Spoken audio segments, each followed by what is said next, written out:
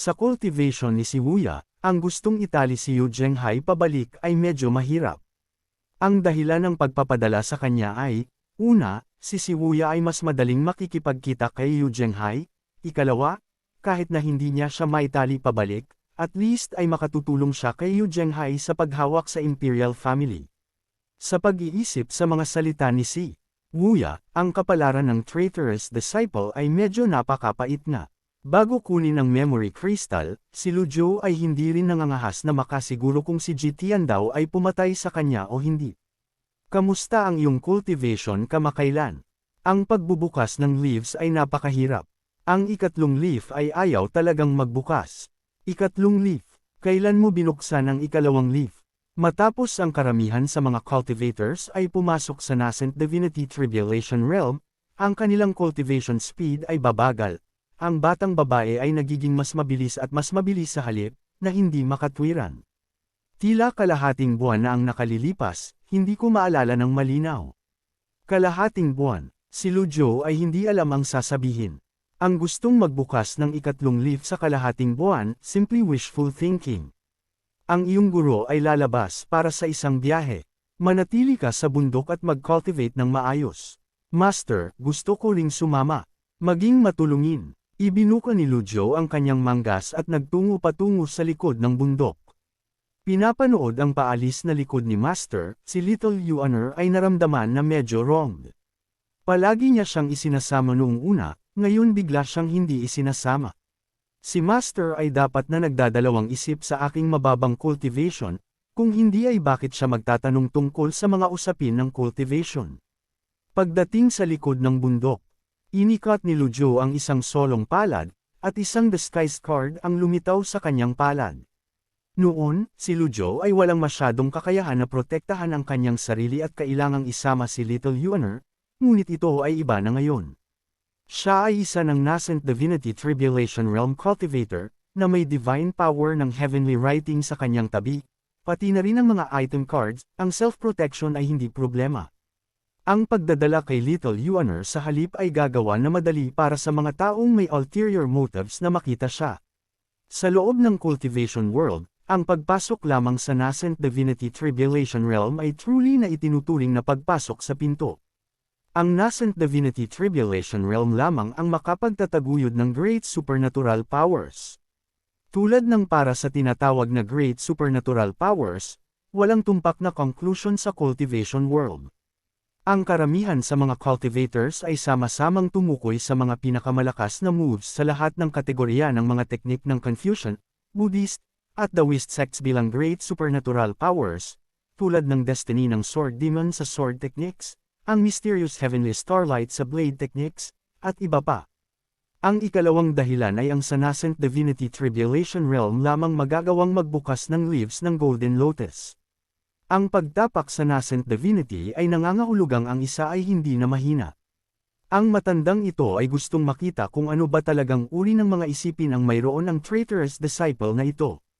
Witezard. Sa isang command, si Witezard ay dumating na tumatapak sa mga ulap. Lumukso si Lu Zhou kay Witezard at humawi pababa patungo sa likod ng bundok. Sa horizon, dinurog ni Lu Zhou ang disguised card, at ang faint energy ay nanatili sa paligid ng kanyang buong katawan. Isang napakakakaibang pakiramdam ang humawi sa kanya, ngunit hindi niya alam kung ano ang kanyang naging anyo, kaya pinili niyang lumapag sa tabi ng isang lawa malapit sa likod ng bundok, na nag-o-observe laban sa ibabaw ng tubig. Tumingin si Lu Zhou pababa, sa tubig, ito ay pa rin ang imahe ng isang matandang lalaki. Mas nagkaroon lamang ito ng buhay, kalahati ang itim sa buhok, at medyo payat ang mga features sa mukha. Medyo satisfied, hindi nagtagal si Lasho, sumakay kay Witezard at mabilis na lumipad patungong Jing State. Pagkalipas ng 2 araw, sa Jing State City. Cloud. Arrival in Heaven Rank Room sa ikalawang palapag. Instinctive na itinaas ni Lasho ang kanyang kamay upang haplasan ang kanyang balbas. Pagkataas ng kanyang kamay, naisip niyang mas maikli na ang kanyang balbas, nasanay pa rin siyang hinahaplos ito. Biglang nabago ang kanyang hitsura, medyo hindi siya nasanay agad. Ang araw bago iyon, nakarating na si Lasho sa Jing State City. Ang nakagugulat, hindi pa talaga gumagalaw ang underworld sect sa Jing State City. Mukhang hindi rin apektado ang mga karaniwang tao. Hindi tanga ang underworld sect, matagal na silang nangako na hindi aatake sa mga civilian. Kung sa bagay, nakikipaglaban sila para sa mundo, at ang mga civilian ang ugat ng mundo. Ang kailangan nilang labanan ay ang Great Flame Imperial Family at ang mga cultivator factions na sumasalungat sa underworld sect. Sakop ng Jing State ang interior ng Great Flame, malayo sa may kukumpara sa mga malalayong lugar tulad ng Liang State. Sa kasamaang palad, hindi makahanap ng pagkakataon si Lusho na makipagkita kay Yu Zhenghai. Guest, ang bagay na ipinatanong mo sa akin ay may ilang clues. Ang Great General na nagbabantay sa Jing State City ay isa sa 8 Great Commanders ng Divine Capital, Southwest Commander General Wen Shu. Isang Confucian sect expert, ang mga formation ng Jing State City ay buong inilatag ng Confucian sect. Anong mga galaw mayroon ng underworld sect? Maaari kang makampante tungkol dito. Sinasabing kahit ang underworld sect master ay personal na dumating, makatitig lamang siya ng blanco. Ang Jing State City ay matatag tulad ng Golden Soup. Malaki ang tiwala mo sa Jing State City. Hindi lang ako, lahat ay ganito. Ang mga karaniwang tao sa Jing State City ay basically hindi apektado. Maaari kayang ikaw ay, gusto sanang sabihin ng waiter ang salitang, spy, ngunit nang maramdaman ang nakamamatay na tingin ni Lusho, agad niya itong itinalikod sa kanyang lalamunan. Magpahinga ng maaga, paurong siyang lumabas ng kwarto sa takot. Kung walang si Wuya, ang underworld sect ay mas mahina nga, hindi man lang nila kayang ilaglag ang Jing State City. Sa dapit hapon, sa isang partikular na underworld sect branch helm. Biglang iminulat ni Yu Zhenghai ang kanyang mga mata, ang kanyang noo ay natatakpan ng malamig na pawis. Naglabas ng hininga si Yu Zhenghai, isang panaginip lang pala. Huwag mo akong pilitin. Sa mismong oras na ito, pumasok si Hua Chongyang mula sa labas, na may nakakapanabak na mukha. Ano ang nangyari? Nagbalik na si Mr. 7th. Mabilis, mabilis, mabilis. Nasaan siya? Eldest senior brother. Magkatagpo tayong muli. Ang taong ito ay biglang sumugod at niyakap ng matindi ang kanyang junior brother. Mabuting kapatid, na-miss ka ng iyong elder brother ng matindi. Bagamat ang kilos ni Yu Zhenghai ay labis na nakakapanabak, hindi ito imposibleng maintindihan. Sa panahong ito, hindi nabawasan ang pang-araw-araw na pagmamaktol ni Yu Zhenghai na narinig ni Hua Chongyang. Ang kanyang mga catchphrase ay, kung si junior brother ang humawak sa bagay na ito, mabuti sana, kung nandito lang si junior brother, at mga katulad nito. Matagal na niyang pinagmukhang nahihilo ang 4 Great Protectors. Ngayong nagbalik si Wuya, naturally ay masaya siya. Eldest senior brother, huwag kang maging masaya ng maaga, inutusan ako ni Master na pumunta. Master, si Master ay 9 leaf na. Kung gusto mo akong hikayatin na huminto, mas mabuting isave mo na lang. Hindi yon ang ibig kong sabihin. Kung gayon ano ang ibig mong sabihin? Si Master ay matanda na at nalilito ka na rin ba kasama niya? Ang kinakaharap ng iyong elder brother ay ang Great Flame Imperial Family, kailanman ay hindi ang Evil Sky Pavilion. Alam mo ito ngunit gusto mo pa ring tulungan si Master. Matapos sabihin ang mga salitang ito, ang buong hall ay naging tahimik na parang patay. Si Wuya rin ay hindi nagsalita sa buong oras, nakatitig lamang ng walang pikit kay Yu Zhenghai, hanggang sa ang pagsabog ng hininga na ito ay dahan-daang nawala.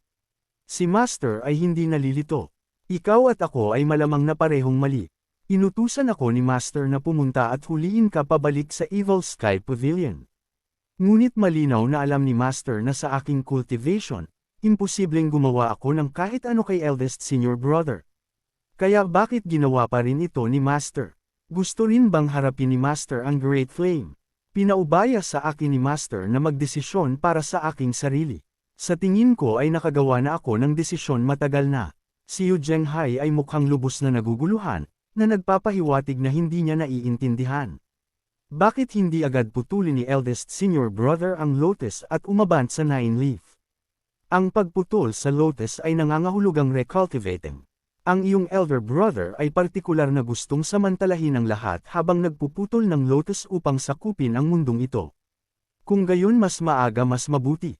Pagkarinig sa mga salitang ito, Nagbago ang loob ni Yu Zhenghai, Hua Chongyang, mabilis, dalhin ang mapa. Sumusunod ang subordinate. Hindi nagtagal, inilagay ni Hua Chongyang ang mapa ng Jing State City sa malaking talahanayan. Ang nagbabantay sa Jing State City ay isa sa 8 Great Commanders ng Divine Capital, si Wen Shu. Ang taong ito ay nagmula sa Confucian Sect. Ang Confucian Sect ay magaling sa mga formation, at ito ang nagbibigay ng sakit sa ulo sa iyong elder brother. Kung hindi dahil sa formation na ito, ang Sect Master lamang ay kayang ilaglag si Wen Shu, at ang Jing State ay matagal nang nabutas. Mayroon bang magandang strategy? Sa tabi ni Wen Shu, mayroon bang mga tao mo? Ang 8 Great Commanders ay hindi mga ordinaryong tao, ang mga tao sa tabi nila ay hindi madaling makuha. Bukod dito, ang trick na ito ay ginamit na sa Liang State, hindi na ito magagamit muli. Mayroon akong isa pang paraan. Magsalita ka ng mabilis. Ang terrain ng Jing State ay delikado, ngunit ito rin ay isang lugar na pinagtatagwan ng mga mabangis na beast. Maraming nakapaligid na bundok at woodlands, maaari tayong mag-attract ng mga beast upang ubusin ang formation. Ang iyong elder brother ay hindi king of beasts, paano sila iutos? Nagkataon, 3 araw pagkaraan, sa heaven offering altar sa hilaga ng Jing State, isang live sacrifice ang gaganapin. Live sacrifice, merely ang katangahang pagkilos ng pag-aalay ng mga buhay na tao sa langit, hindi ito mahalaga. Ang mahalaga ay, ang taong isasakripisyo sa pagkakataong ito ay naturally na nakaiintindi ng wika ng mga beast at mahusay sa musika. Sa pagsasabi ni Mr. Seventh nito, mayroon din akong ilang impresyon. Dati akong pumunta sa Jing State City upang magtanong, at mayroon ng ganitong bagay. Gayunpaman, hindi ko ito isinapuso sa oras na iyon, kaya hindi ako nagtanong ng mga detalye, sabi ni Hua Chongyang. Ang ibig sabihin ng mabuting kapatid, ay intercept natin ang taong ito at gamitin sila para sa ating sariling mga layunin. Ang mabuting kapatid ay truly na ginigising ang nanaginip sa isang solong pangungusap. Ang parehong impormasyon na hindi masyadong pinansin ni Hua Chongyang ay naging isang napakahalagang bagay sa mga kamay ni Siwuya. Ang cultivation ng aking mga tao ay hindi mataas, ang pag-intercept sa taong ito ay hindi masyadong realistic. Ito ay madaling hawakan. Ang 4 Great Protectors ay nasa iyong disposal. Ang 3 iba pa ay malayo sa Liang State, sa isang salita lamang mula sa mabuting kapatid, kahit gaano kalayo, magmamadali silang pumunta. Ang iyong elder brother ay nasa iyong disposal. Din, Mr. Seventh, hayaan mong ako ang humawak sa bagay na ito. Medyo pamilyar ako sa pangunahing lungsod ng Jing State at alam ko rin ang lokasyon ng Heaven Offering Altar. Paano natin hahayaan ang dakilang sect master ng Underworld Sect na gumawa ng ganitong intercepting work? Ito ay masyadong nakababawas ng dignidad, sabi ni Hua Chongyang.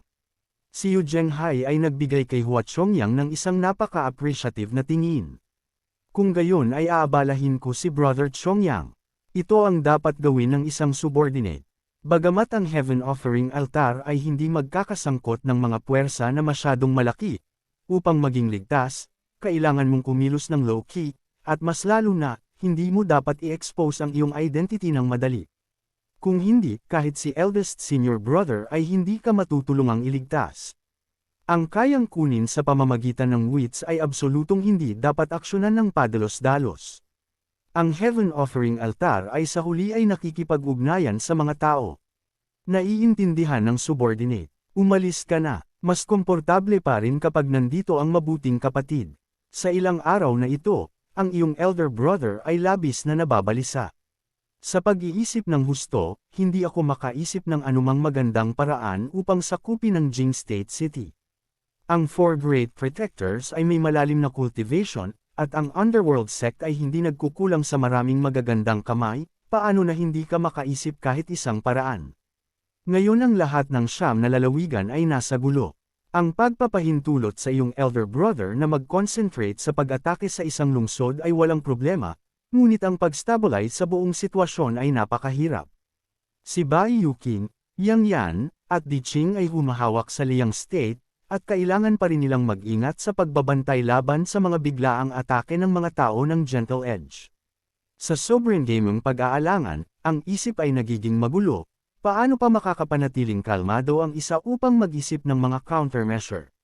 Lalo na matapos magsimula ang era of Severing Lotus, ang balita ng Nine Leaf na lumitaw mula sa kung saan ay kumalat sa buong cultivation world, na gumawa sa kanya na mas lalong masunog sa pagkabalisa. Sa ibabaw, bagamat naihalo na niya ang mga hangin at ulap ng siyam na lalawigan at maraming lugar ang kinokontrol ng Underworld Sect, hanggat may isang araw na nabigo siyang putulin ang lifeline ng Divine Capital, hindi ito maituturing na tagumpay. Lalo na ang pagkontrol sa Divine Capital Imperial City.